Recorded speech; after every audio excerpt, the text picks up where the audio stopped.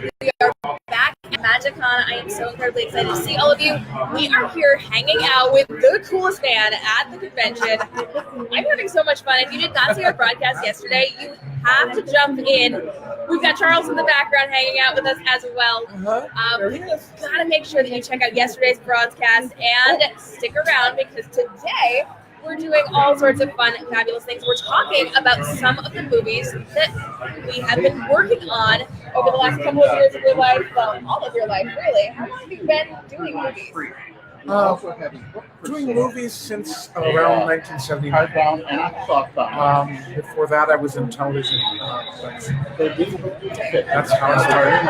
And yesterday we talked all about Little Mermaid with Philo.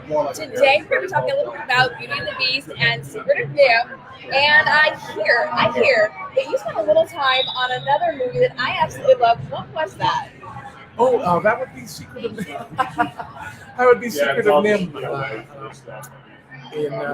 Starting in 1980, and brought it out in 1982. It was directly after my very first film, which was not animated at all, but based on one of my favorite television shows in the 60s when I was a child.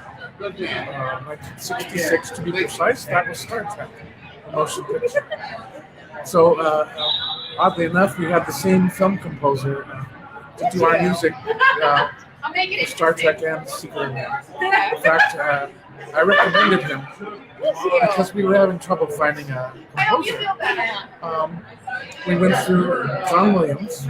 He was too busy with the Boston Pops at the time.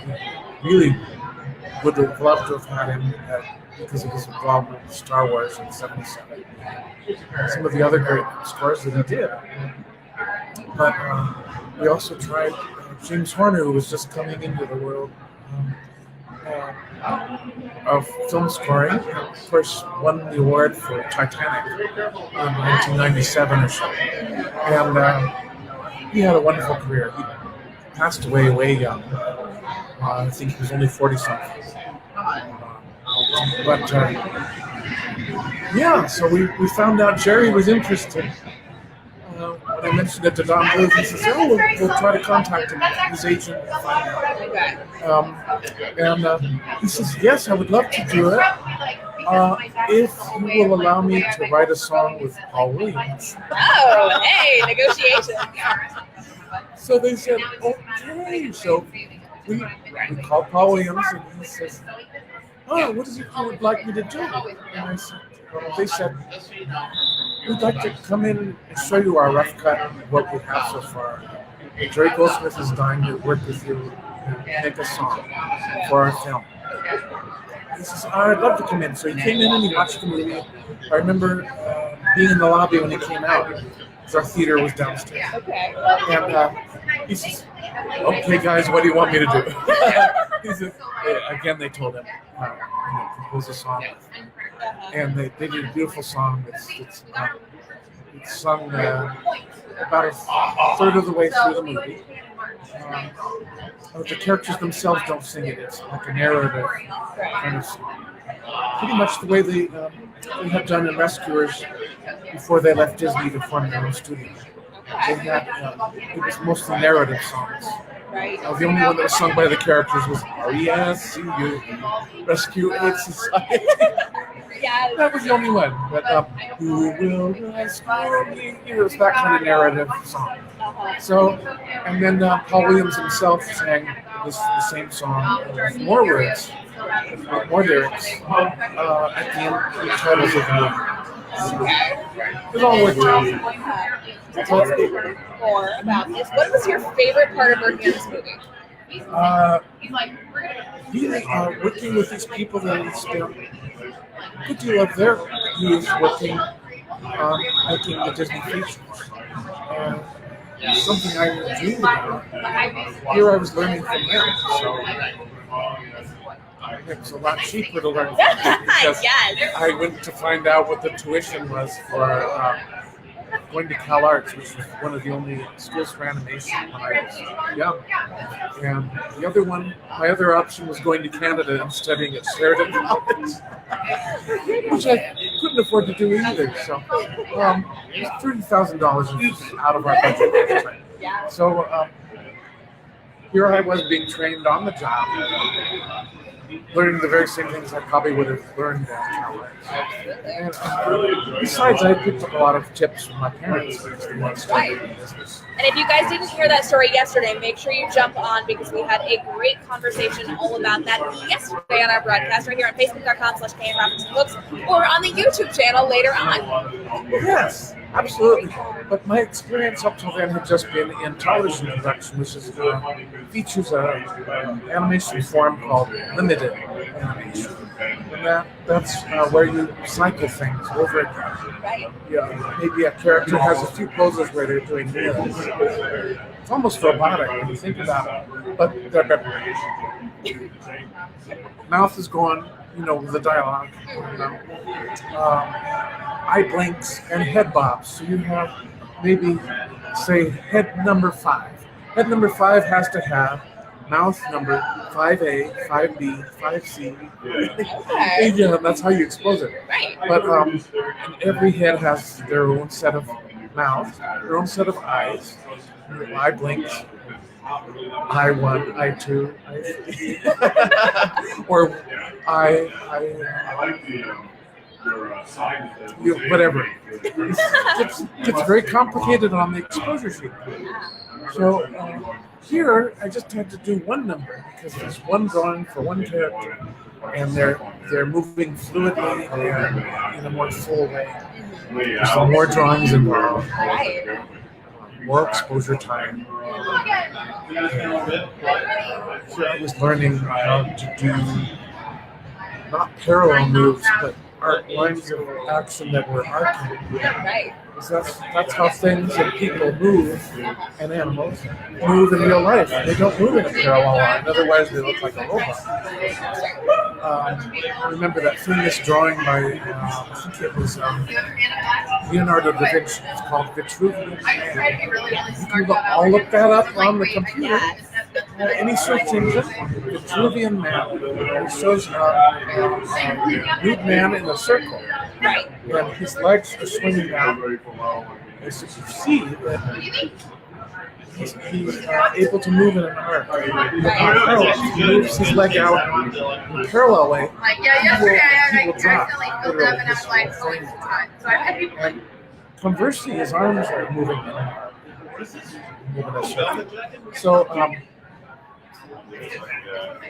along with that, we learned that the proportions, general proportions on humans, our elbows fall waist level. So you're able to swing out from there and find where your elbow should be when you've got your torso and nothing else. You can throw your elbow at waist level, build your arm. Okay. Wow. It's kind of a, pardon me, ass backwards way to create a character. But sometimes people get so caught up in one part of the body that, I forgot the arm. So that's a handy way to find your elbow. Put that arm in. Yeah. That's amazing. I did not know that. And our hands fall about mid-front. Yeah. That's general proportions. People come into this world of all shapes and sizes. Sometimes you're going to have a really short forearm or a short upper arm and a long forearm, or vice versa. Some people have suffered from birth defects. They're not suffering, they adjust. But they might have less of them. Fantastic. We have a lot of great comments hanging out with us today. Justin is so excited to see you again. Let me toss that up on the screen there. Elle is so excited because you are a huge part of our childhood. You grew up watching all of the things that you worked on. Katarina is here. She loves history. Let's just talk about this for a minute. Can you explain this to us? It's a new one today. Yeah, this was the second one that was made for me in Shanghai, China. And it's amazing. It's in a fashion district called the Bund in Shanghai. That's the huge part of the city that's it's at the bend of the river. The river wraps around the city. There's bridges going over, roadways. To get to the other side, and you can observe the nice futuristic buildings they have there from either side. And they have animated lights on them. But I'm digressing because that's their big fashion district. Like New York has a fashion district, Los Angeles has a fashion district. And they're massive manufacturing of clothes. There's fashion shows going on. So we found this little old guy that's been doing tailoring. His whole family's been doing tailoring for decades. And he took thorough measurements for that first suit that I was wearing yesterday. And I just bought the fabric here at Joann's. Thank God for Joann's. Yes. And they have such great novelty fabric. And I made sure, he asked me to make sure on my first visit that when I bought it, make sure it's 100% cotton. So I made sure the bolts were shared 100%. Made my purchase of 8 yards or so.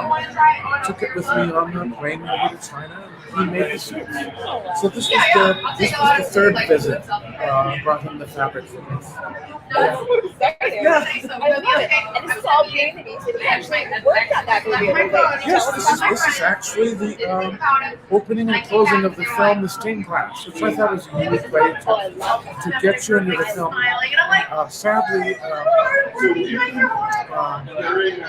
please don't let me blank. A wonderful actor that did the narration, and he also did the voice of Tom. Forgive me, folks. Google that, guys. Help us. This is old age. You get old and befuddled and hard of memory. But see if I can look it up. Keep going. yeah, I know him so well. And his name's in there. So. I do it all the time. Yeah. But we lost him, I think, last year. Wonderful, but he did the narration that went along with it. He tells the story of how the prince was. David. Ogden Stiers. Yeah. Thank you. We got it. Thank you, Internet. And thank you all. So, I actually got to do a little concert, but a lot of Lumiere and a lot of Gaston. Yes. Which I know is Elle's favorite. Elle, Yeah. give the shout out love to Gaston. Yes, my focus was, since we were working on it simultaneously with California, by this time I was in Florida. Our focus, they pretty much turned the whole storming of the castle sequence over to us. That's it starts with him throwing Belle into the basement of the house. Right. And Maurice too. Yeah. And that's where our work started. So we did that entire song and then a good deal of the fight when we finally get to the castle. Everything's standing still so that it looks like it's just a household item. I just love doing that part. She's amazing. And doing the wardrobe was especially fun. She's amazing, isn't she? Joanne Worley, I grew up listening to her and seeing her on Ronan Martin's Laughing in the 60s, which was a way out pop culture comedy show, variety show. And they used to have Sammy Davis on there all the time. He'd do this routine, here come the judge, here come the judge. And they had the fickle of finger of fate award, plaster hand, pin of silver or something. So it was a zany show, but Joanne was a regular, Ruth Buzzy was a regular, Artie Johnson was a regular. I know I'm digressing again, but it's the early days of television. Growing up in the 60s, it was a smorgasbord on television. Yeah. We had the best shows, all kinds of science fiction shows, including Star Trek, Lost in Space, Twilight Zone. Just all these wonderful shows that become classics. Comedy shows, the original situation comedies, and things like Addams Family, The Munsters, on and on and on. It puts TV today to shame. It does. It's such a great entertainment period of time. Absolutely. So, but Joanne Worley came out of all that. She even did kind of a thing that she used to do in Laughing. Boring. Well, she would sing out loud when she jumped up. Yeah. She jumped off the balcony. That was the best part. Boom. And she, I got to do the sequence where she sweeps up the guy in her doors and then spits him out like a Rocky Horror character. Yes. Yes. Fun. That was so amazing. But I did all that stuff with Gaston mounting the horse, pulling the mirror out and feeding them out of town. And not only did I have to do him and the horse, but the fool walking next to him. And all those people trailing behind. If you look in the very background, though, you'll see that the people in the very back are just silhouettes that are all like blended together. You just see torches and pitchforks and things. Yeah, hey, Like, right? like going back in the back. So that's how we saved, a lot of. Yes. And nobody's even looking at them. They're looking at the people that we did in the front. Yeah. That's so exciting, though. I love Beauty and the Beast. It's one of my favorite songs. Of course, we were naughty. We changed the words of the song, too. Oh, dear. Which we often did. Did you? Including on Monday. Oh, goodness. I can't repeat it. Oh, no, not here. But you have to blow off steam somehow. So we had a little fun. We figured we were entitled because we were working hard on to bring these people to life, so we had a little fun with their songs. Of course, you have to behind the scenes. Yeah. Josh is here in the comments, and he is super jealous that he could not be here to meet you, but he absolutely loves your work. So thanks for hanging out, Josh. We appreciate you being here. If you've got questions, go ahead and drop them down in those comments below. We'll get them answered while we're hanging out live on air. You can ask anything from any of the shows that Philo has worked on. We'll happily get those answered for you. And do us a favor, hit the share button, because that tells Facebook we're doing something awesome and kicks it out to more people so we can do more shows just like this with Philo. Okay. I also did a little footstool. Did you? We did a little of everything. We all did a little of everything. Because it was a massive undertaking. I'm sure. That's a lot of artwork to do. And a lot of reliefs. That's impossible. Then we have the CAP system in place, which is a computer-assisted paint system. That's what it stands for. CAPS. Okay. CAPS. And so it's very hush-hush back then, but now we talk about it. So we're doing it. But that was the second film to be painted in computer. First was Rescuers Down Under. Okay, and you worked on that, right? Oh yes, we did that in Florida just before, along with California just before. Tell us a little bit about that. Rescuers? Oh sure. Well, I was thrilled because they got George C. Scott. I don't think he'd ever done animation voices before. So they got him to be our villain. He was basically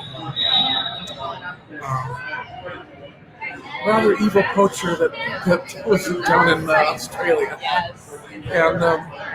And he unfortunately kidnaps another child. He gets in his way of capturing this rare giant eagle. It's called Marahute. And Cody unfortunately gets incarcerated with all these little animals who he's able to talk to, just like Penny was in the original film. And so again, the mice get involved, Bernard and Mike. And poor Bernard, he's trying to make an engagement to Bianca. He's trying to ask for a hand in marriage, and they keep getting sidestepped by this new mission they have to take on. So the original voice of Orville in the first Rescuers, the Albatross Airlines, he passed on, so they thought, well, let's give him a brother. Or do I have it wrong? Was it Wilbur or Orville in the first one? Help us, guys. Help us. I can't remember. Well, anyway, so we gave him the spoof was Wilbur and Orville, the right one. Yeah. So that a careful observer would figure that out. That's why the Albatross is really. But we got John Candy to do it. So I got to do a lot of the Albatross. Whatever his name was, maybe you can help me. What is that? Yeah. Because it's been a lot of water under the bridge for these folks. I got to do those funny scenes where the mice get a hold of him and they got him in a sling and they're trying to fix his back. Right. He just wants to get out of there and find his mouse friends and get out. But I got to do Joanna Rapacious. I guess she was an iguana or some kind of lizard, giant lizard. Did a lot of them together. Did some Marabute. It was very difficult to draw. Probably the hardest one to draw in the film. And oddly enough, I think a bird would be easier to do. Cody was actually kind of tricky to draw too. The person that designed it was very picky. If one little part of his nose or something was not in proportion, we'd get notes back. Gotcha. Notes. Oh, goodness. From California. Please redraw this nose here. On this one, the hair is not quite right here. We were trying to be really picky. Yeah, like if it's a medium place where He came out cute. fair amount of time or whatever. Yeah. Fantastic. Yeah. We have lots of questions coming in. Let's take a look at some of these. Justin would like to know, do you have any advice for comic artists and animators? Comic artists and animators, or like Either or. I know Justin is working on a comic book or a graphic novel right now. There's a fine line because our storyboards, exactly resemble comic strip. Because you're telling a story sequentially. How was the difference? The big difference is that the way Disney does the storyboards, this was in place when my father was there too. Take a piece of paper about this big, it's about 5 by 7, and you do your sequence drawings on those, and then you can pin them up. And you can change the sequence if you need to. You can say, I want to move this over here. And an enjoyable time. then you can number your pages. We may or may not have But danced. I don't it's a comic remember. book. It has to be, exactly the way the script is dictating. Right. And there's always leeway for doing a storyboard. That's true. That's how I would compare the two things. Right. But that's the big difference also. That does make sense. But just study as much as you can about composition, pictorial composition. Because a lot of times people will take your storyboard and just do a layout. Everybody's jam. In the case of animation. Of course, in the case of a comic book, your follow-up people are going to thank you for as much drafting as you can put into those panels.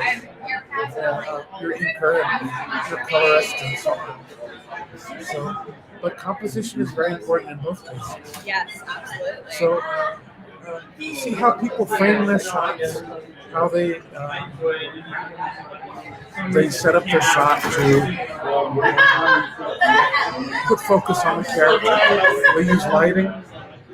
They isolate them in part of the background and maybe hit them with a piece of light. And there's also your establishing scenes. Maybe it's just a cityscape or something. And your setting is the star of the shot, not the people. People are secondary. Learn how to enhance what your character is doing by using this.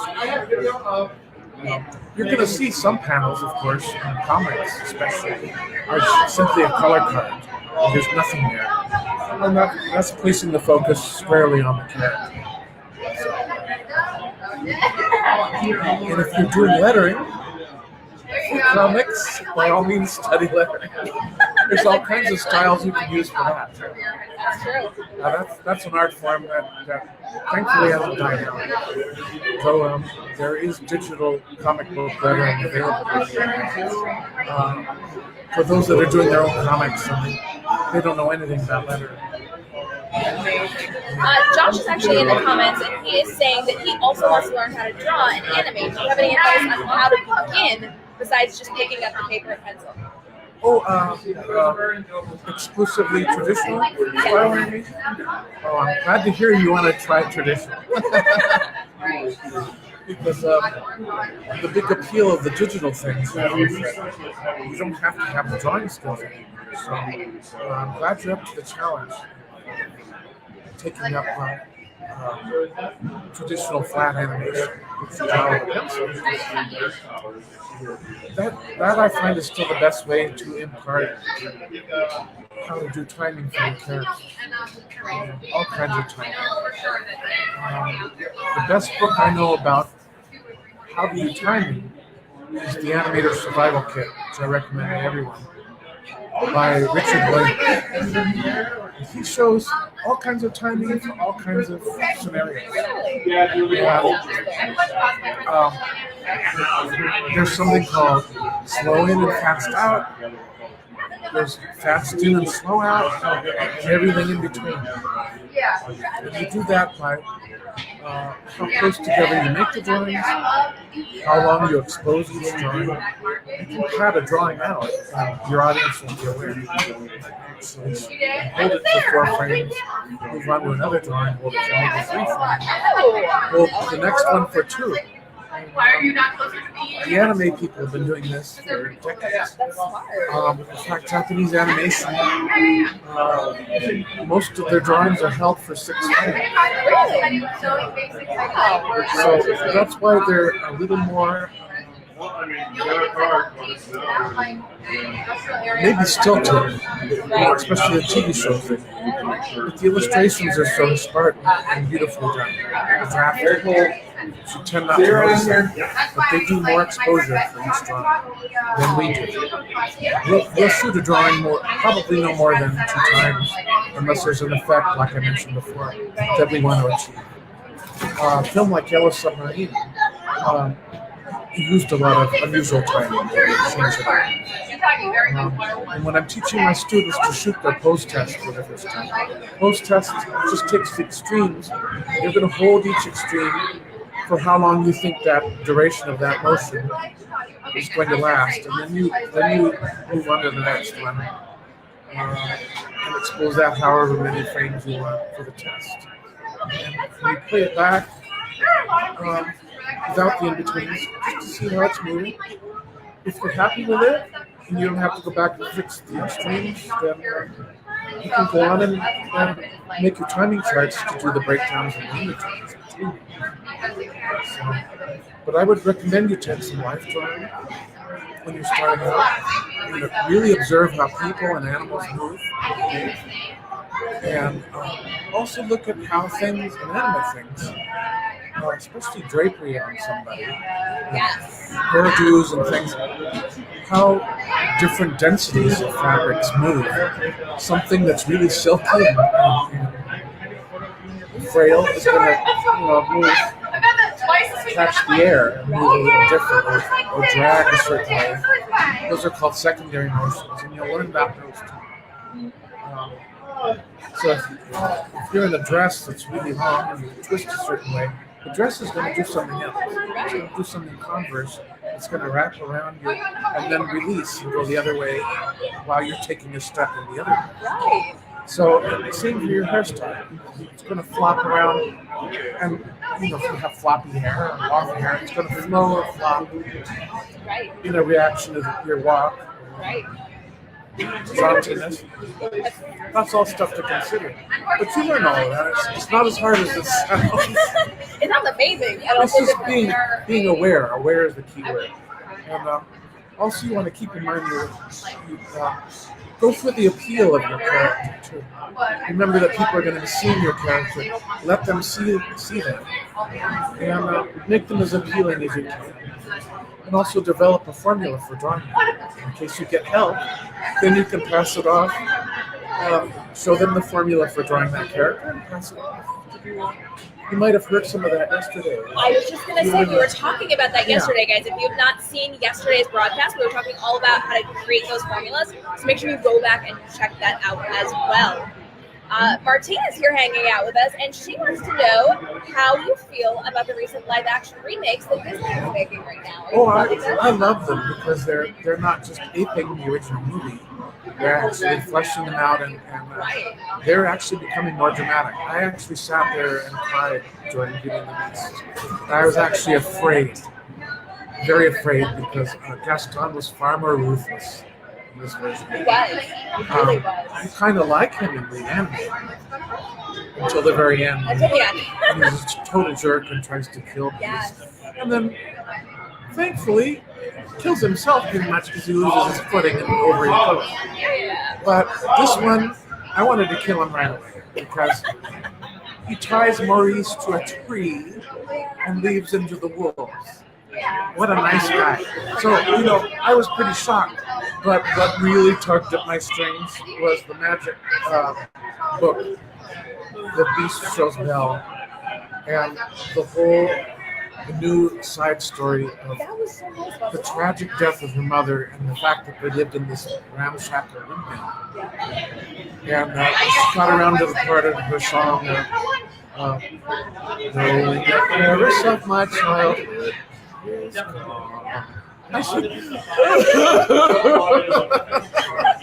and then the next part that unleashed the tears was, now I know she'll never leave, even while she runs away. I'm like, Bill, come back, don't go. So I was right there with him. That was beautifully done. And the camera moves. Oh, the third, can anyone guess the third thing?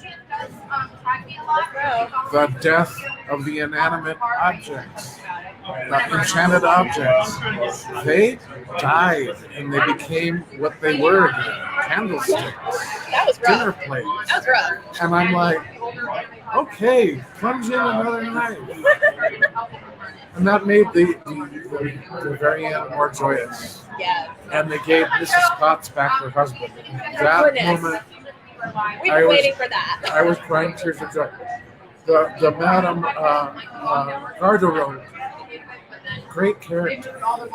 They fleshed out the enchanted objects so well. Audra McDonald was wonderful. Stanley Tucci as her husband, playing the harpsichord, missing the teeth. Yes. It's great. They did a fantastic job with You know, that. I expected to hate it, and I ended up just raving about it. So, Fantastic. It really was exciting. I love what they're doing.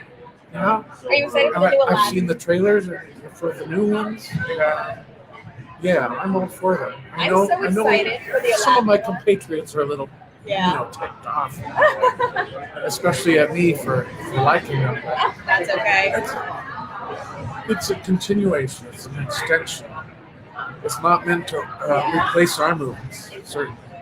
But I love that they're not just aping Yeah. the animation. They're carrying it. And how can you beat that, the Gaston number? Yes, oh, for sure. They For really sure. pulled out the stops for the live action. They did. Yeah. Are you excited for the new Aladdin movie? Yeah. I'm excited for that. I'm going to give a little pitch here, guys. I very have- much like Will Smith. Right? So good. I have an Aladdin steampunk retelling coming out in April. Make sure you guys stay tuned for that. Called Stealing Steam. First book is Lions and Lambs. Make sure you check it out. And then come see the movie with me. It's going to be lots of fun. All right. I wanted to say about Aladdin, too. That they showed a picture of the new Jafar. Oh my gosh. And everyone Right? weighed in and said, wow, he's kind of sexy. She's going to have a little problem, deciding between Aladdin and Jafar. It might be an issue, right? Present for you. Guys, we're getting live presents. This is so exciting. Shall we see? We shall. Let's do it. I think this might be a convention. Ooh, exciting. How rare is that? Huh? We love gifts over here. Gifts are so Oh much my fun. gosh, mermaids love gifts. Let's see. I think I know what that is, actually. Do you? Oh, scissors. I should be able to get it. Oh, you did. You got it. Yeah. This is so exciting. We're getting lots of questions coming in, so when we're done with the presents, we're going to get your questions answered, guys. Super exciting. Oh, goodness. That is really packed in there, isn't it? There we go. We've got it. Let's just say I cried a lot of Beauty and the Beast. Didn't I, Charles? Yeah. That is Charles was there with me. This is the unique part. We went to our neighborhood theater, the Lake Theater, Oh, that was so much. on Lake Avenue in Oak Park, Illinois. Yeah. And Charles says, "How would you guys like a real Beauty and the Beast animator in your lobby for opening day, for opening weekend. Yeah. And I said, really? Who? He says, he's right next to me. This is Philo Barnhart. And we went, and we were mobbed all day. I got to hear the film before I saw it several times. Oh, goodness. And then we got to see it. The best part is at the very end, there's this one woman banging on the door as we're packing up, looking panicked. And so I just nod to somebody to open it up. She comes running up to us, and she asks, "Do you still have XYZ, da-da-da-da-da?" Because I got in my car, drove a couple of blocks, and I thought, I'm so stupid, I have to. We sold it She to her. was seen in her car crying. Yes. The friend told me, that lady, she was just staring at it, just crying, like, Sometimes people are biased before they realize who we are. So, Right. yeah, because we're behind the Like- scenes people. who are those old chimps? Yeah. See, people like my friend Glenn Keane and Andreas Deja, they were groomed to be in the public eye, but there were hundreds of us that were behind the scenes. And I was one of those. I was in a lot of pre-production teams, especially on Mermaid. Just, not all for Disney, but the other studios. Filmation, I was in pre-production on those. But you're still behind the scenes, and people don't really get to know you. Right. They get to know the people the studio grooms for that. Yeah. They become the ambassadors. Yes. But Glenn is thrilled for me now because people are getting to know me. Yeah. And we're here hanging out live, Yeah. which is so much fun. Yeah, he's very excited that it's the Mermaid's 30th anniversary. I'm so excited for that too. I can tell you for a fact. And my friend Jodie Benson as well. I've been following Jodie Benson on social media. If you guys don't follow her, she's amazing to follow. Make sure you look her up, but so much fun. My friend Dickie and I used to sneak her away for barbecue when we could. That's so much fun. There was a great place in Studio City, California called Village Barbecue. Okay. And we took her there a couple of times. That's so exciting. And I made her sing one time. People were looking around their booth, trying to hear where it was coming from. Oh, I love that. And I said, yes, it's her. It's her. That's amazing. We love doing that to people. Kind of stinkers. But look what I got. Okay. This is so cute. Oh, that is adorable. This is an official mermaid mug. I love that. Fins and seashells. Oh, that's from our dear friend Heather. You guys saw her on our show on Monday. She was Mermaid Helena. Fins and seashells, Metro Mermaids. Yes, the Metro Mermaids. Mhm. Oh, that's amazing. I have to buy their calendar before we split up. Yes, for sure. Oh my Look what I goodness. got. Oh, isn't that so cool? I have a tea lady right next to me. Me too.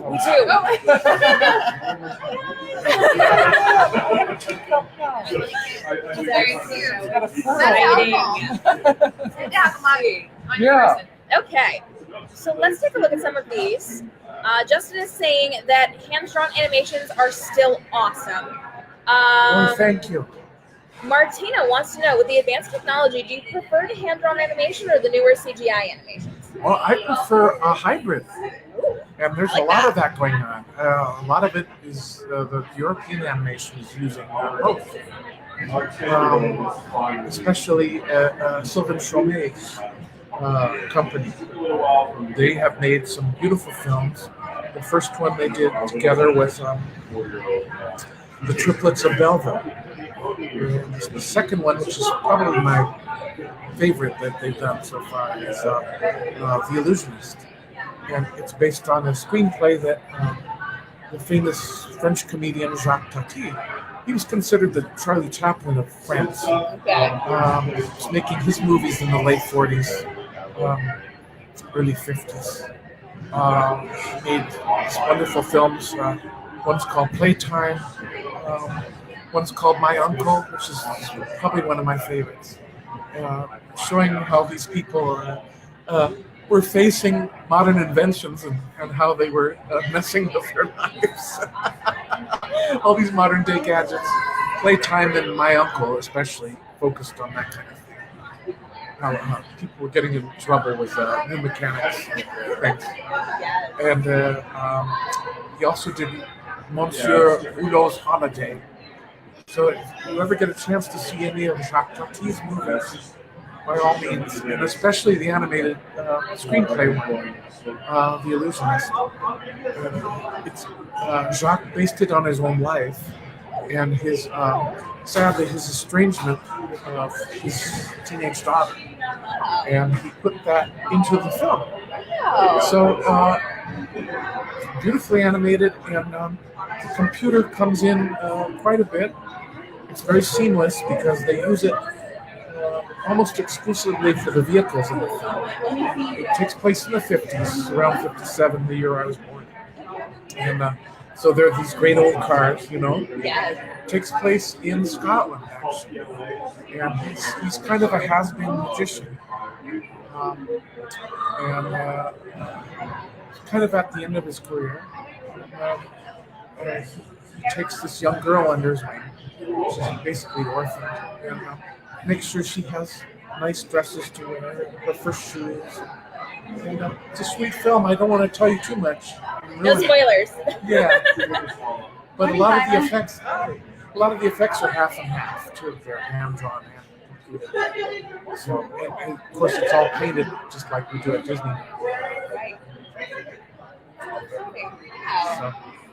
So I really appreciate seeing a hybrid movie, and of course the storyboards are still done. Right.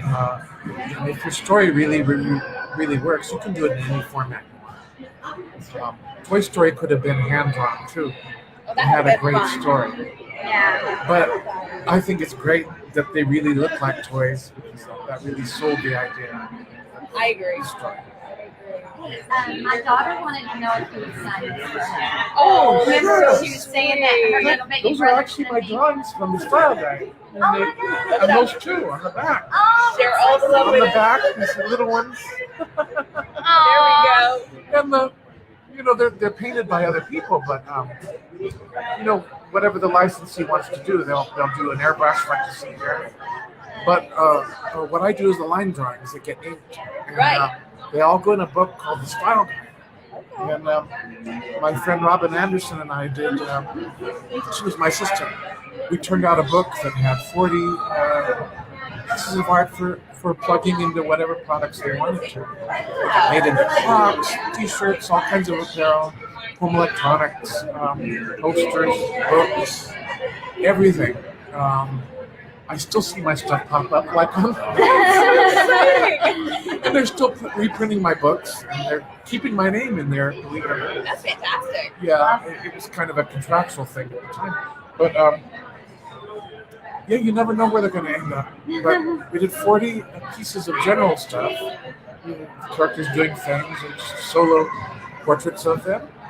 And these are made up of 2 portraits, one of Flounder's grouping, and one of Ariel's. Yeah.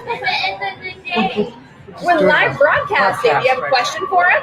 Yeah. Well, I was just going to finish up on this. And we did 25 Christmas holiday things. Yeah. Well, that's exciting.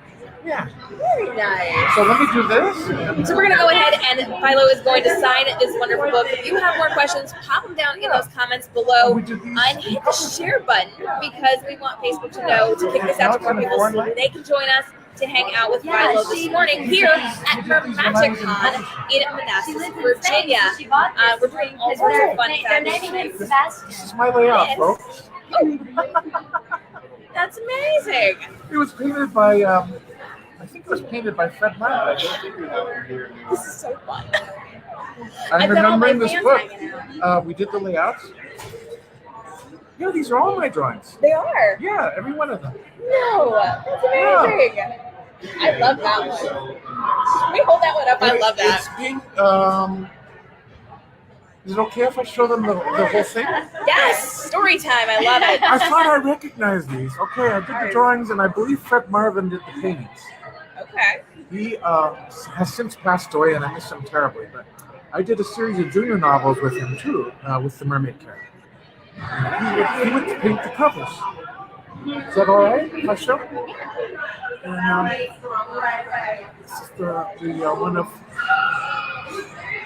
Triton sending Sebastian out to look for Ariel. Is that rare or is that okay? That's okay. Let's hold it up just a tiny bit more. Perfect. There we go. There we go. My favorite one is coming up though. It's Sea Witch. Oh, She is rescuing him. I love Gosh, I remember doing these drawings. Wow. I gotta find this book Yeah, for sure. because I don't have these drawings anymore. We're gonna have to take the title down. Make sure Yeah. we Amazon that for Yeah. you. Of love course, that. she's chewing around here. Of And course. The next page is my favorite one to do. These were done on about 11 by 17 paper, and then painted full size, and then brought down to the size of this book. Wow. This has been reprinted in Spanish. I know. This is the one you like, right? It is the one I Yeah, like. I'm gotcha. such a big fan of Ariel and Eric. Yeah. So picking a pose that would work for the story is a challenge because you're only given one panel to tell that part of the story. So when Ron Diaz and I did the storybook, hardcover storybook, that was a real challenge because they would pick the format of the page, and sometimes that part of the story wouldn't fit the format that they wanted. Oops. So they had me do the sailors getting hit by the storm, and so I was forced to put it across the 2 pages and go down into the gatefold. But we tried to paint it so that it would look all right. Because of course they have to have the text in there too. Of course. I love this. This is Great. amazing. It's great to see this book again. Oh, that is stunning. I love that one. This is so much fun. So, occasionally I had the help of Maureen Berger and Denise Shimabukuro. But I was pretty much on my own for laying out this book. I don't think our credits are on it anymore. That's the only difference. That's so great. But initially, for contract reasons, you're given credit on the book. So I don't know. That is so I think fun. not. Probably Since not it's the now Spanish since it's now in Spanish language, yeah. I do not see any. This was actually my last scene in the film,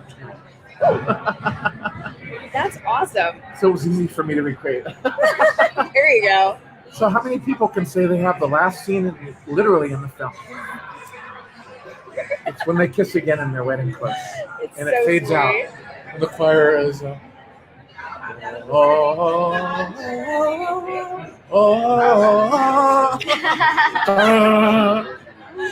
That's my scene, folks. Not many people can say that's the last scene. That's mine.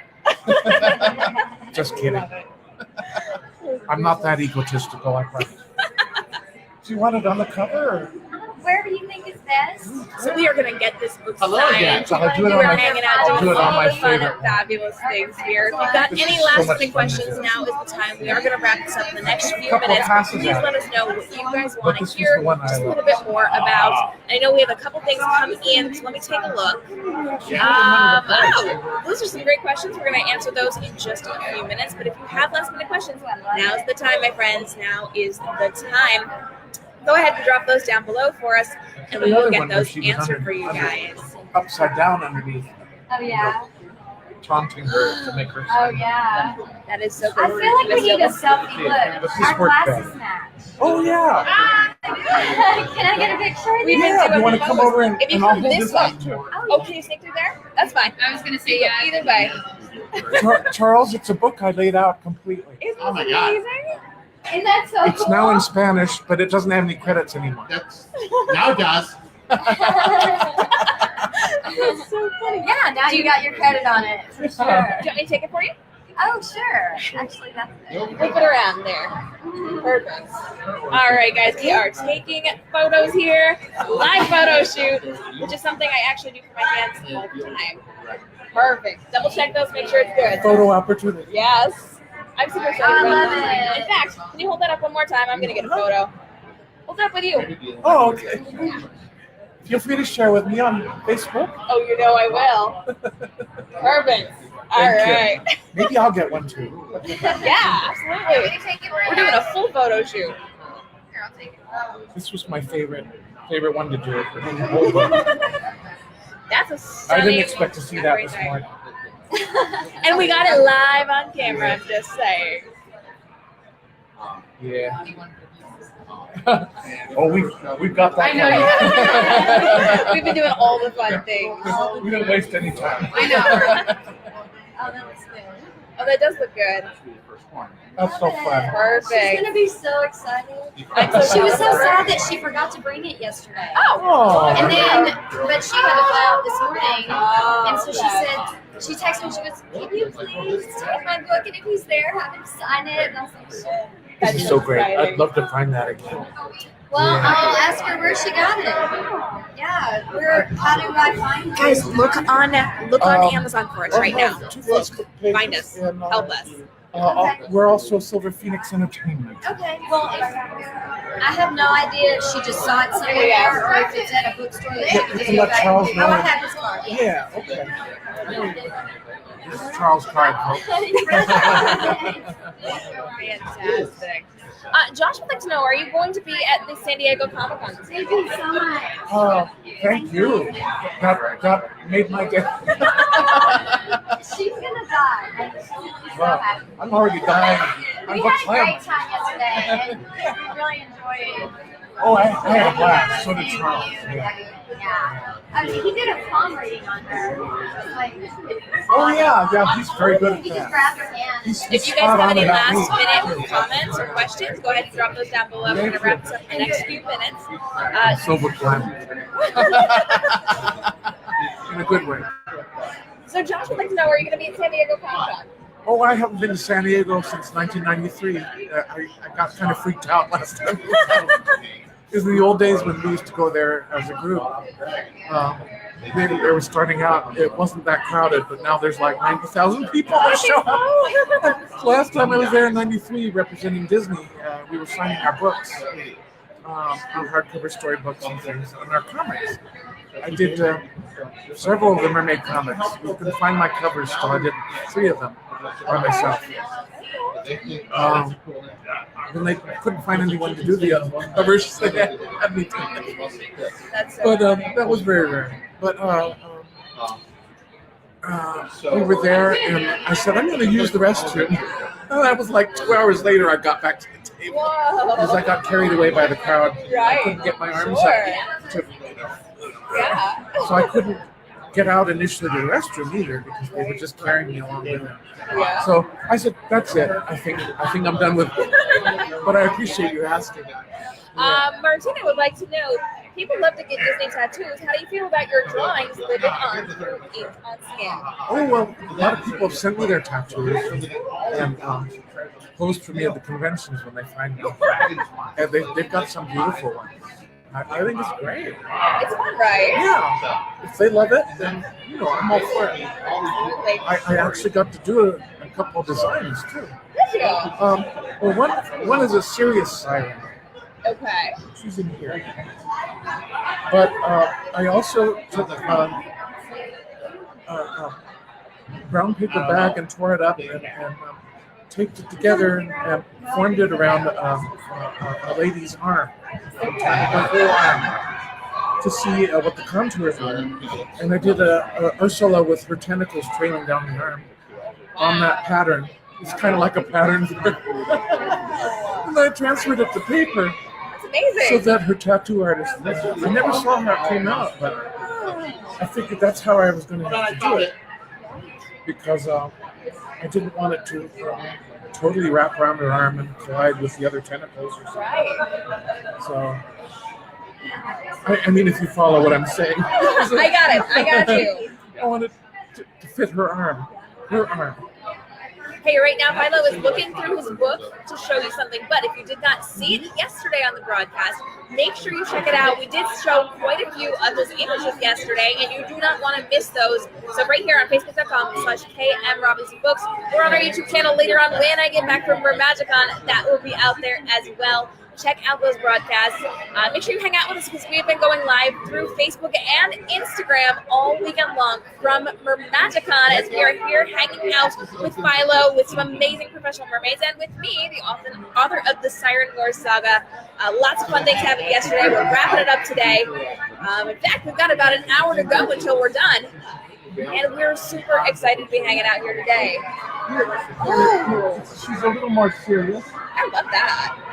And last I heard, she hadn't made the tattoo yet, but she still has the drawing on her wall, so That's so she's got it when she's ready. That's so much fun. I'll show you a fun one Oh, please. I did for my friend Alice. Okay. Which she may never do because her tattoo artist took one look and said, I don't have skill enough to do that. That's so And I said, funny. well, that's kind of a backhanded compliment.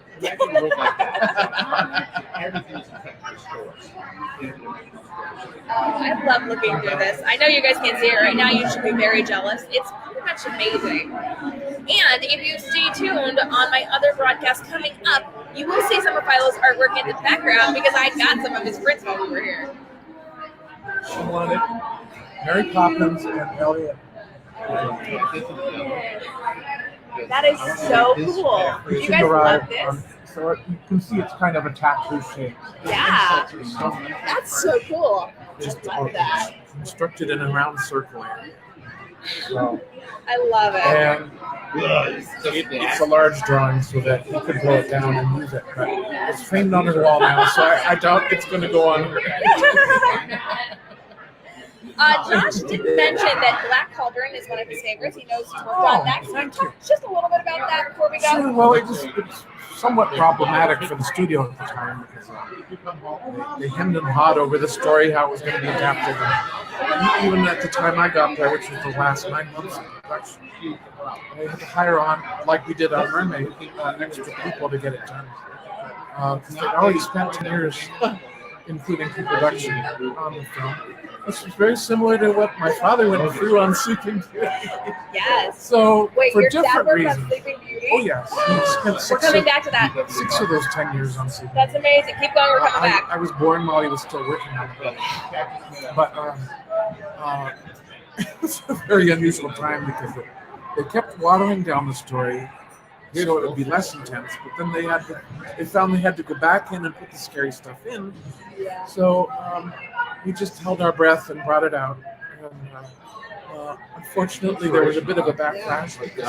People weren't paying attention. They hadn't read the news or heard the news that this was going to be Disney's first PG-rated film.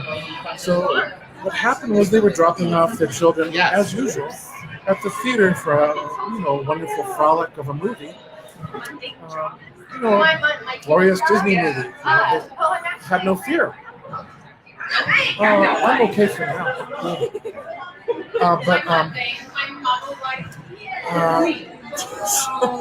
They were picking up their traumatized children a couple hours later. Oops.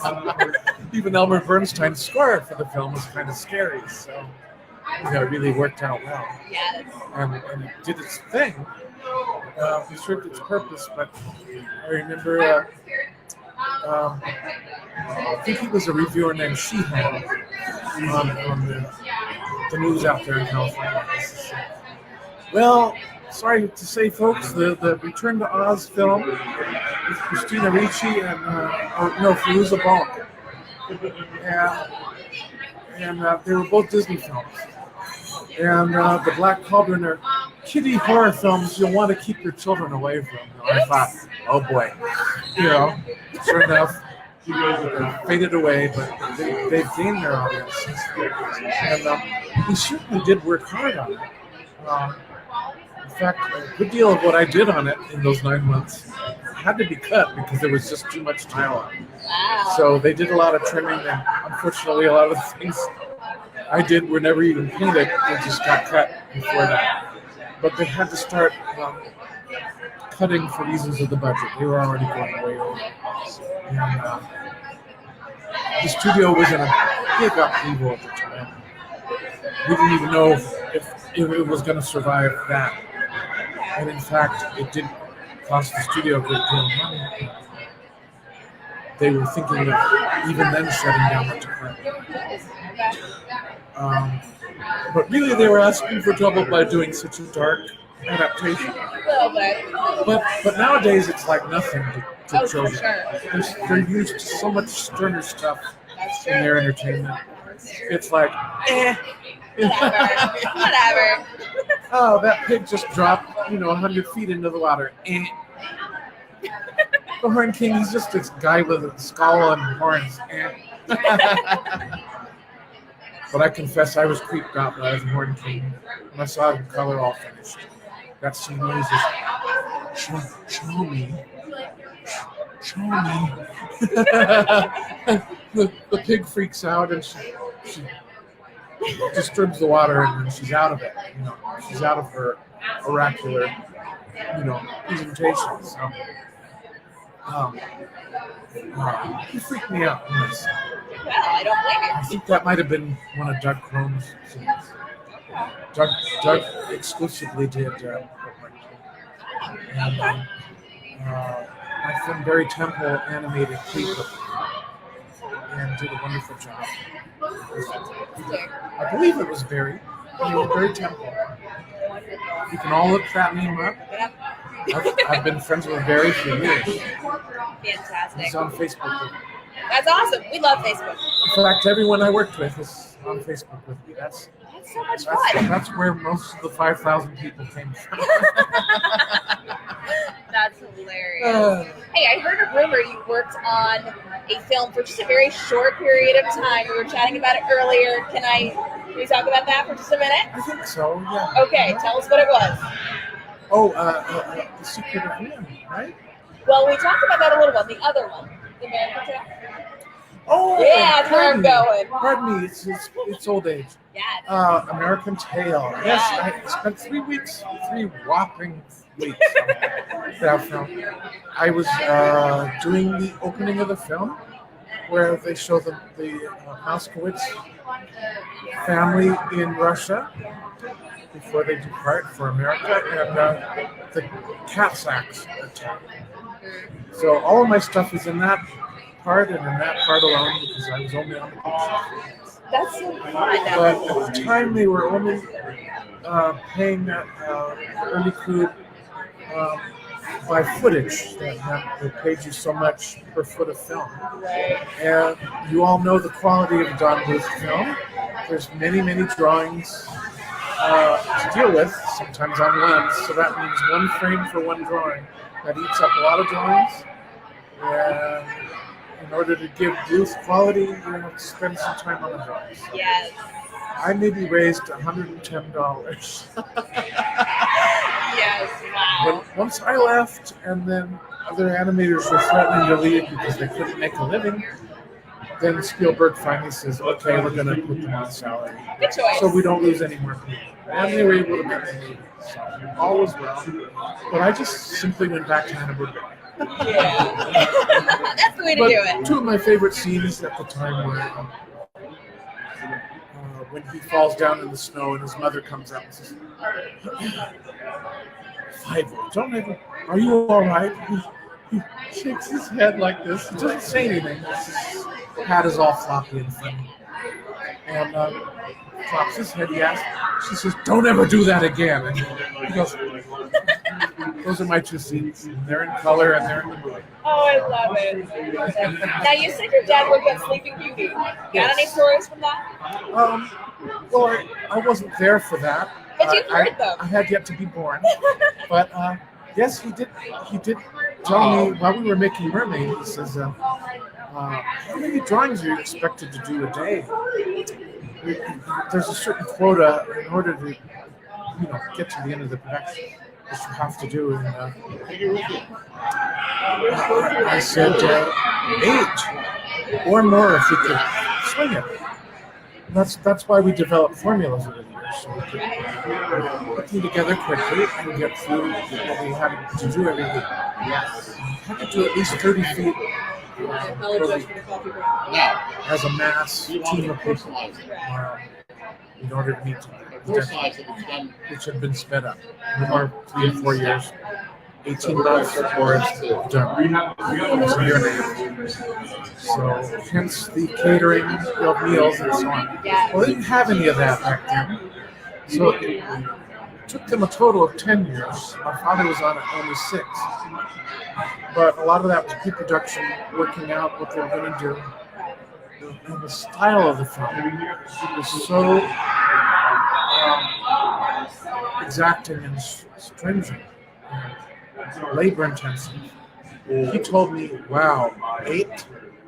We were lucky if we could get 3 good drawings done of Maleficent a day." His focus was Maleficent. They had such a devil of a time turning her horned headdress and her spiky neck pieces. Oh my goodness. Not to mention her jagged edge sleeves, Right. which are very hard to follow through. Jagged edge is a real thing from the medieval times. They were these split sleeves that went all the way to the floor. It looks great in the film. She ran over. "Stand back, you fools!" And you see the jagged edge all the way down. And that is a real bear to draw. You can try it yourself sometime. But let alone turning those horns in space. So what he did was he sculpted that headdress in plastilina clay. It's a soft clay that sculptors use that can reuse. It doesn't dry or cure or anything. It can't be fired, certainly.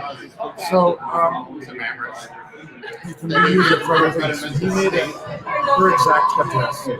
Took photos of it. So years later, I'm looking at this photo model sheet of her head turning. My dad was a real wag. He was such a practical joker. He was the deadpan variety. And his friend Milt Call was a wonderful animator at the studio for years. Look him up sometime. Okay. He could be crotchety, but he loved my family. Oh, look at this. But he just demanded perfection in everyone else, too. That can make people testy, over time. But he and my father and Walt Paraguay, who my father shared a room with for many years, and Rolly Crump, went on to work for Walt Disney Imagineering in a big way, and did the early theme park things with Walt Disney. And just a great career these people had. Very memorable. And they're part of history now. But they were the biggest practical jokers in the studio. And so somebody must have been telling my father a joke during the shoot, because there's a little capture of him in the corner of one of those photographs, and he's so wrong. He got his face. I said, "I know that face so well." By this time, I'd lost my father. He was 77 when he passed away. And my brother found this model sheet. It's a photostat. That's what they passed out. And photographs of the head turning. So you could see how the horns were moving in space. That's the only way they could get through it, was to study those and draw it. That is so They cool. didn't have CG yet. So. Wow. Those things are easier to turn in computer now. That's so true. But I got a kick out of finding him in that movie. And I said he was either doing a joke or he was listening to one. That's so funny. But he'd get me laughing and I couldn't stop. It's most of what I miss about him. Plus the fact that he was my father. Of course. What a talented man. He's so funny. And I miss him. He'd get me laughing no matter how far down in the dumps. Yeah. Oh, some people are so great like that, And I aren't think they? I showed you that picture of us. Yes. Yesterday we got some great photos of his family. We're going to pull them up, show you again, because these are absolutely amazing. We got it. Perfect. So tell us a little bit about this, That's 7-year-old Philo with his father. which is so cute. And we just finished doing Mary Poppins. And Dad shaved his mustache. Which they were actually in the movie, guys. If you watch the movie, you can see them at the So very end. during the shoot, he waxed it up. Curled it up. So fun. Yeah. Oh my I goodness. apologize, I don't have any stills handy.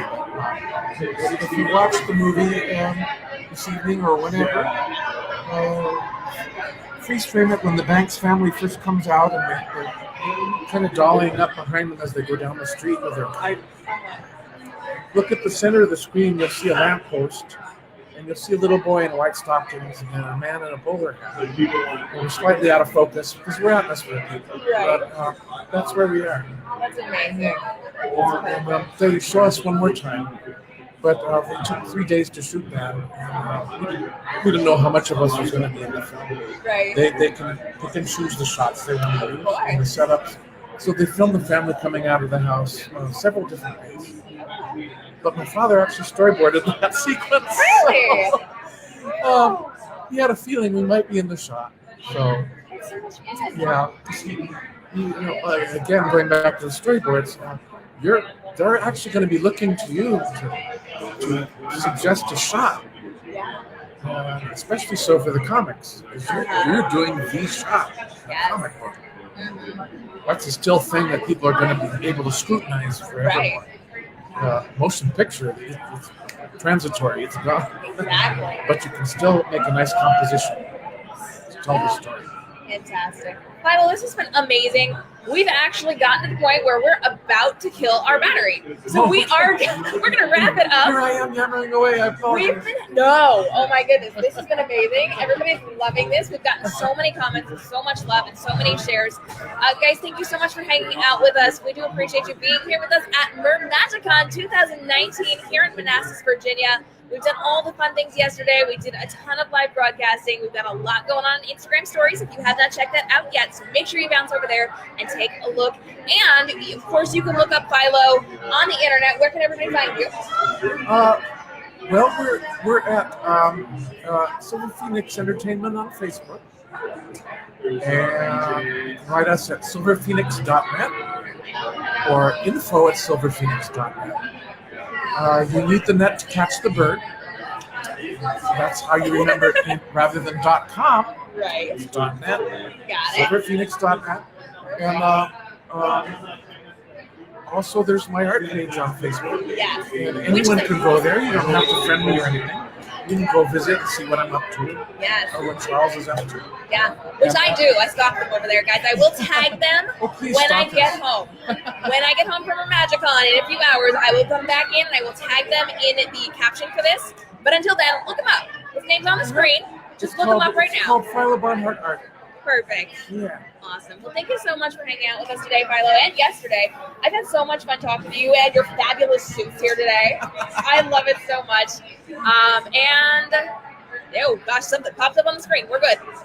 Okay. So make sure you stay tuned, guys. Lots of things coming from MerMagic Con. Videos are coming in the next couple of days. And join me tomorrow for my live broadcast talk show, Young Adult Edition. I will be on with my fabulous co-host, Elle Beaumont, who is an incredible author. And we'll be joined by Sarah K. L. Wilson. We're talking all about creating series spin-offs. So come join us 10 a.m. Eastern Standard Time. That's 10 a.m. New York, 7 a.m. LA. And you can always hit me up at kmrobinsonbooks.com and at KM Robinson Books on Facebook, Instagram, Twitter, Snapchat, and IGTV and YouTube. We will see you guys again soon, and make sure you grab a copy of the book. We'll see you guys again soon. I want to see. And it's amazing. You Only totally wanna see it. 500 will be in existence. So you want to make sure you get it now. That Take is a look Charles. at their website. Say hello. All right, guys, you have a fantastic day. I will see you when we get back to Pennsylvania from Virginia and MerMagic Con. Have a great day.